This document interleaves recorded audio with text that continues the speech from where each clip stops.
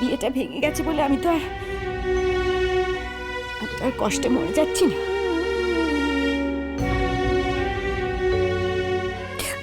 আর যদি তাইও বলো তাহলে তাহলে আমার বিয়েটা তো কবেই ভেঙে গেছে। আমি তো সইটা সেই কবেই করে দিয়েছি। ইডিয়েট কাকে বলে? হ্যাঁ, সইটা তো আমি অনেক আগেই করে দিয়েছি। এই জন্যই তো বলি মন দিয়ে লেখাপড়াটা করতে। সেদিকে তো অষ্টরম। লেখাপড়া করলে ফর্মটা অন্তত পড়ে দেখত, আর তাতে দেখতে পারত ওটা ডিভোর্সের ফর্ম নয়, ওটা রেজিস্ট্রেশনের ফর্ম। করত রেজিস্ট্রেশনের ফর্মটা যে এখনো ফিল আপ করা হয়নি, আমাদের বিয়েটা যে এখনো রেজিস্টার্ড নয়, এটাও তো তুমি এখনো বোঝো না। খালি হাউ হাউ করে কাঁদলেই হলো। ওটাই শিখেছো শুধু, আর শিখেছো আমাকে কিভাবে অপমান করা যায়। শোনো জাত বাবা, তোমাকে একটা কথা কই। এখন থেকে যদি তুমি আমার ঘরে আমার খোঁজ নিতে আসো যে আমার শরীর কিরম আছে, আমি ঠিক আছি কিনা, তাহলে আমি আরো বেশি অসুস্থ বোধ করব। তুমি যদি চাও যে তোমার মামনি ভালো থাকুক, তাহলে আর কি এই ঘরে এসুন।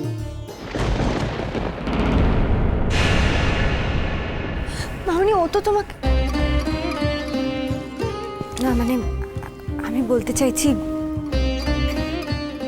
কেউ আমাকে ভালোবাসতে পারেনি তার মানে তো এই নয় যে তোমার উপর থেকে তাকে ভালোবাসা উঠিয়ে নিতে হবে। এটা কিরকম শর্ত দিচ্ছ তুমি মামনি? কি জানিস কাকুন মা, আমার জীবনে আমি সব থেকে বড় ধর্মকেই মানি। আমি মনে করি মানুষের জীবনে সব থেকে বড় হলো ধর্ম। ধর্মের ওপরে কিছু নেই লো।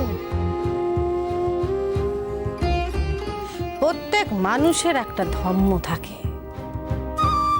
যার জীবনে ধর্ম থাকে নেকো, তার মনুষ্যত্বও থাকে নেকো। আমার চাঁদ বাবার জীবনে এখন ধর্ম বলে কিছু নেই। সে ধর্মহীন হয়ে পড়েছে। সেই জন্য আমিও আর তাকে কাছে ডাকতে পারছি না ভালোবেসে। মুখ ফিরিয়ে নিয়েছি তার থেকে। আর আমি এমন ধারা মানুষ, একবার যদি কারোর থেকে মুখ ফিরিয়ে নিই, তাহলে আর সহজে তার দিকে মুখ ঘোরাতে পারিনি। কি আর করবো বল দেখিনি? হ্যাঁ, সবই হলো গিয়ে চরিত্রের। এই বয়সে তো আমি আর চরিত্রের বদলাতে পারবো নি। আমার চাঁদ বাবা তো ধর্মচ্যুত হয়েছেন। কি হলো গো চাঁদ বাবা, এখনো যে হেতা ডাঙাইরে রইলে তুমি? হ্যাঁ, আমি তোমাকে বললুম নি যে আমি আর তোমাকে এ ঘরে দেখতে চাইনি? তোমাকে দেখলে পরে আমার অসুখ বেড়ে যায়। তুমি কি চাও আমি আধমরা হয়ে যাই? হ্যাঁ,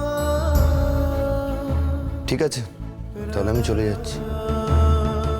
তোমার একটা কথা বলি চাঁদ বাবা, বারবার মামনি মামনি করে হেঁকে এই ঘরে এসো।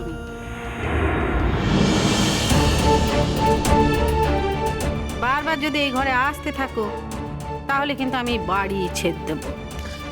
আমি বুঝতে পারছি না মামনি, আমি তোমার সাথে দেখা করতে এলে, তোমার খোঁজ খবর নিতে আসলে তোমায় বাড়ি ছেড়ে চলে যেতে হবে? হ্যাঁ গা, হবে। সেটা যে হবে সেটা আমার কথা শুনে বুঝতে পারছো নি? মানুষ জীবনে ওঠার চেষ্টা করে, কিন্তু তুই যে এভাবে নামার চেষ্টা করবি আর সেই চেষ্টাটা করে সাকসেসফুল হবি, এটা সত্যি কোনোদিন ভাবতে পারিনি রে।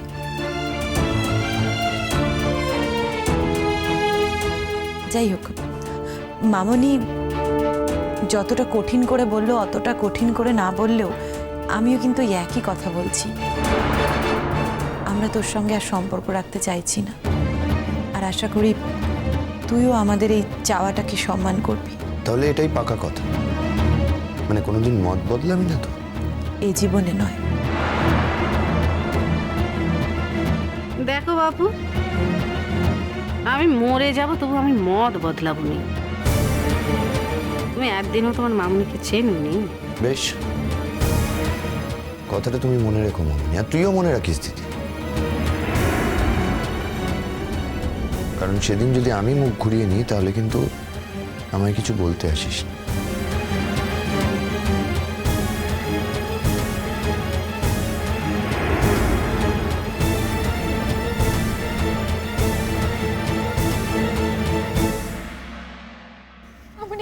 তোমরা ওর সাথে এরকম করছো? তুমি জানো না তোমার ভাইটা কত অভিমানী? তোমরা যদি ওর সাথে এরকম করো তাহলে ও কি করে থাকবে বলো তো? চুপ কর, নিজের কবর তুই নিজেই খুঁড়েছিস। থামলি তুই? এখনো এখনো তুমি ওর কষ্ট নিয়ে এতটা মাথা ঘামাও? লজ্জা বলতে কি কিচ্ছু নেই তোমার?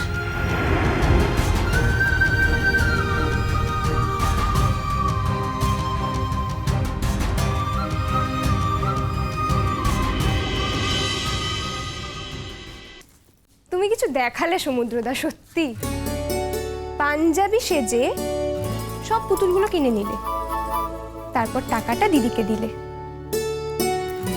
সত্যি সমুদ্রদা, যত তোমাকে দেখছি অবাক হচ্ছি আর মুগ্ধ হচ্ছি। ছুটি, আমি আছি। মানে? মানে আমি না থাকলে মুগ্ধ হয়েও? বাজে আর কি। এটা তুমি কি বলছো সর্বজিৎ? হ্যাঁ, কার সম্পর্কে বলছো জানো? না মানে মানে আমার তো এখনো মনে আছে যে তোমাদেরই বিয়ে হওয়ার কথা ছিল, মাঝখান থেকে আমি। সর্বজিৎ, ছি ছি ছি ছি ছি, তোমার লজ্জাও করে না? সমুদ্রদা আমার দাদার মতো। যে মানুষটাকে দেখে আমার মনে হয়েছিল সে আমার দাদা হতে পারে, হ্যাঁ সত্যি সত্যি সমুদ্রদা সেরকমই মানুষ।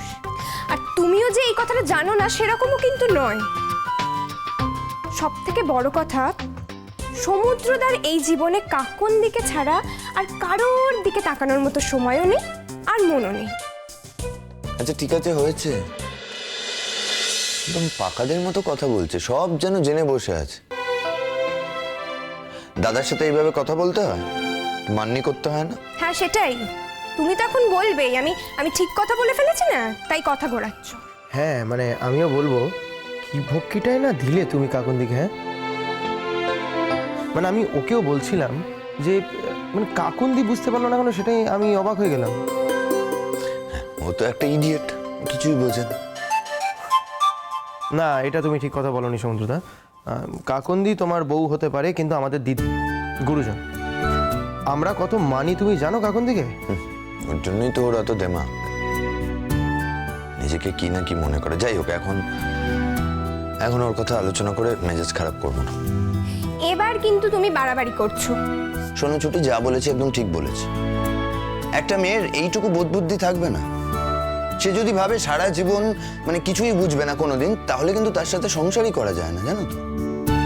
তুমি বলো না, ওর একবারও স্ট্রাইক করলো না যে আমি যদি অন্য কাউকে বিয়েও করি সেটা ওই একই দিনে করব যেদিনে আমাদের দুজনের বিয়ে হয়েছিল? কিন্তু সমুদ্রদা, তুমি যেভাবে প্ল্যানটা সাজিয়েছো তাতে কিন্তু কিছু মনে করার কারণ নেই। একদমই তাই। আর এত বড় একটা প্ল্যান আমরা মিস করবো? তুমি তো আগে নেমন্তন্ন করলে না আমাদের।